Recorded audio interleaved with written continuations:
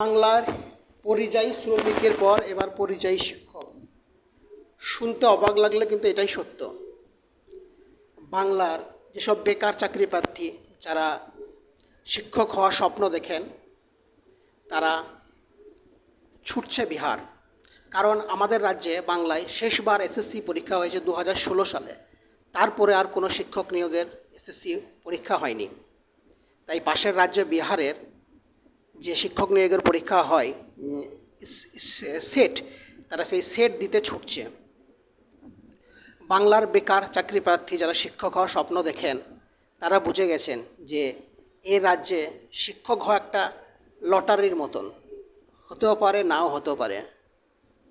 তাই যে ভালো পরিশ্রম করলে, ভালো পড়াশোনা করলে যে চাকরি পাবেই তার কোনো গ্যারান্টি নেই। এখানে মেধা, পরিশ্রম, ট্যালেন্টের কোনো মূল্য নেই। তাই তারা বুঝে গেছে বলে ছুটছে বিহার। সত্যি এটা খুব অবাক করার মতন এবং খুব লজ্জাজনক। তার উপরে আছে দুর্নীতি, ঘুষ। যে হারে চাকরি বাতিল হচ্ছে, এ রাজ্যের বেকার চাকরি প্রার্থীরা হাড়ে হাড়ে টের পাচ্ছে যে এ রাজ্যে দুর্নীতি, ঘুষ ছাড়া চাকরি পাওয়া কার্যত প্রায় অসম্ভব।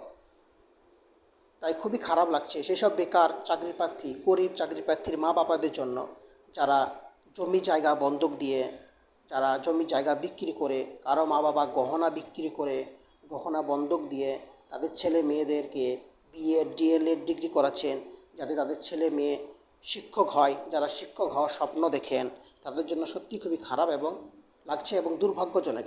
এটা খুবই লজ্জাজনক যে এই রাজ্যের কোনো এসএসসি পরীক্ষা নেই, শিক্ষক নিয়োগের কোনো পরীক্ষা নেই।